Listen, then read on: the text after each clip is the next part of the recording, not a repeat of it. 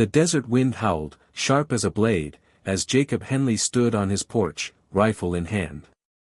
"Get inside before it's too late," he ordered the trembling young woman before him. Her sun-bleached dress clung to her thin frame, blood glistening near her shoulder in the fading light. Jacob had seen desperate wanderers on his Arizona ranch before, but none like her. Barely 20, with wild auburn hair and eyes holding secrets darker than the storm clouds gathering on the horizon, she clutched a leather satchel like it held her very soul. "I don't know you," she whispered, backing toward the porch steps.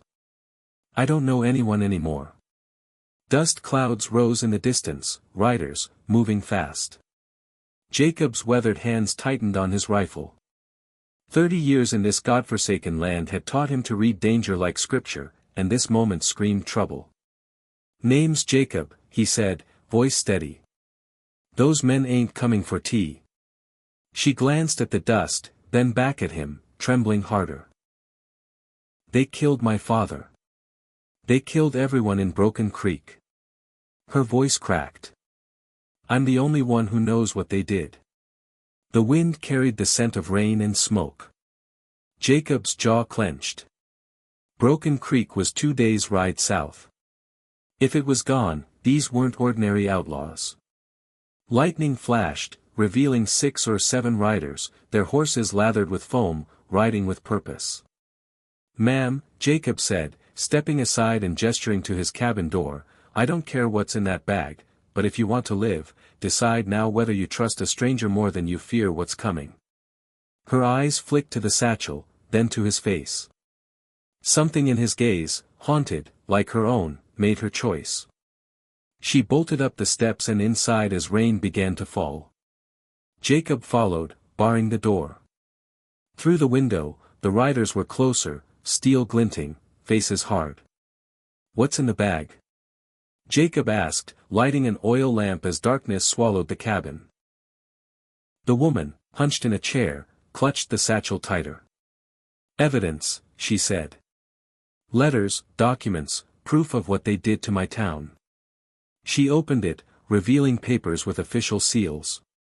"The railroad wanted our land for a new line. The town council refused. So they hired those men to ensure no one was left to object." Jacob's blood ran cold.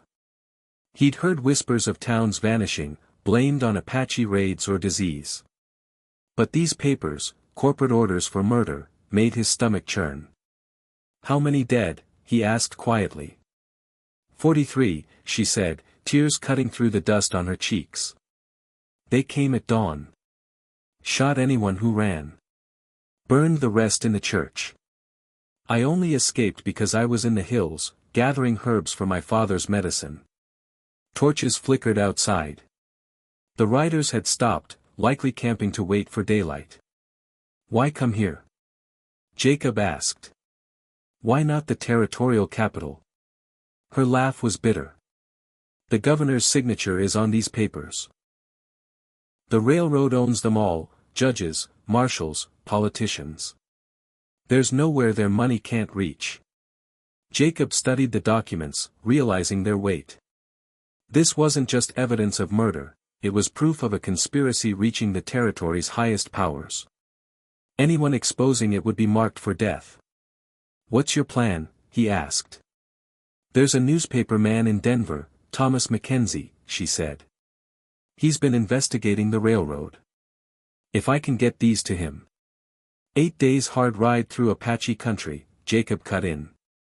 "And those men know every trail to Colorado." "Then I'll die trying," she said, her green eyes fierce. "My father died believing someone would tell the truth. I won't let that die with him."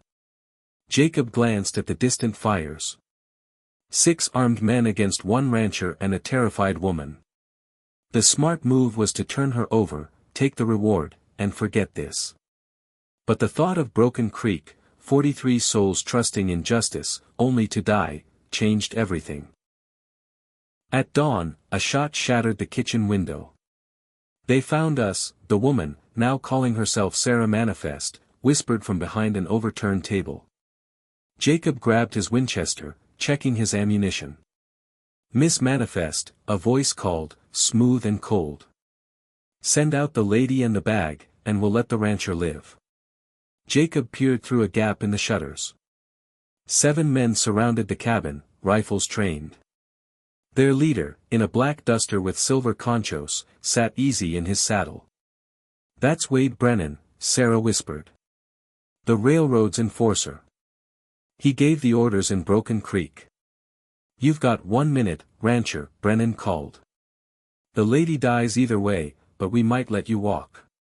Jacob had 30 rounds, maybe 40. Against 7 killers, it wasn't enough. But Sarah was right, if the documents died, so did justice for Broken Creek.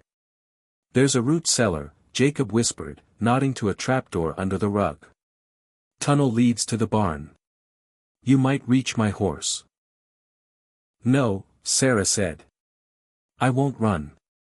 If we die fighting." Another shot splintered the door. Jacob rose, firing his Winchester, dropping 1 man. Sarah grabbed his Colt .45, checking it with practiced hands.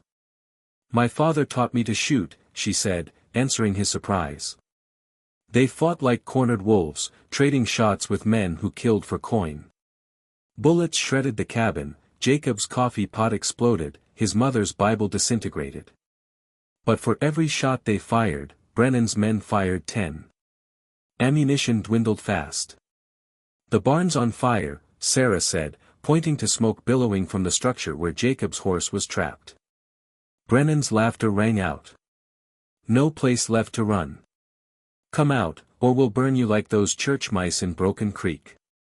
Jacob and Sarah exchanged a look, their resolve mirrored.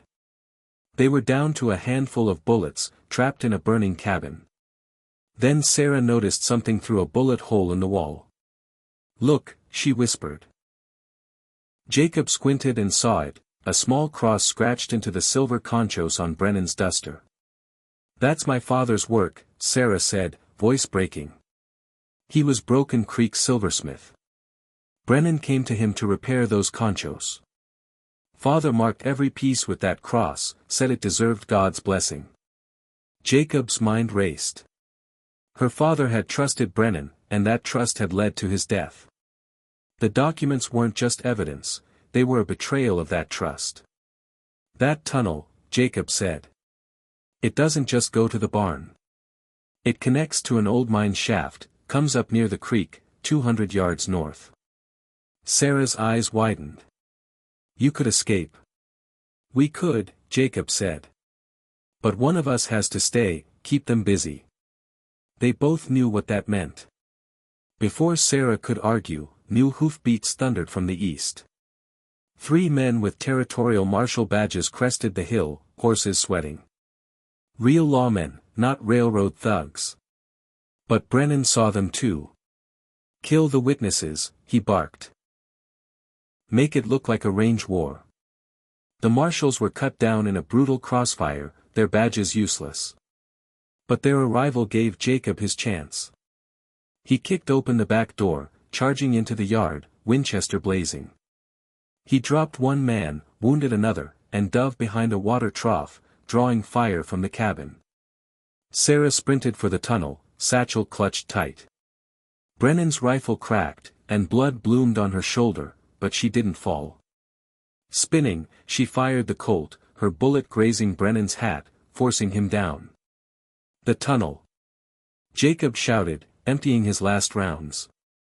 Sarah vanished underground. Brennan's men found the mine shaft too late. Emerging near the creek, Sarah caught a surviving marshal's horse, pulling herself into the saddle despite her wound. Brennan fired, but the shot missed. She rode north, the satchel secure, carrying Broken Creek's truth toward justice. Jacob stepped from cover, hands raised. Brennan's 3 remaining men surrounded him. "Where's she headed?" Brennan demanded, his conchos glinting. "Reckon that's between her and God now," Jacob said. Brennan's pistol rose, and the shot echoed like judgment. 3 months later, the Denver Post exposed a corrupt governor and railroad company, sending 7 men to prison. Sarah Manifest testified, her shoulder healed, her voice carrying the weight of 43 souls. Jacob was buried behind his burned cabin, marked by a wooden cross. Sarah left wildflowers and a silver medallion, her father's work, beside it. On quiet evenings, the desert wind carries Jacob's last words, "Reckon that's between her and God now." Justice rode a wounded horse toward an uncertain dawn, but it rode nonetheless.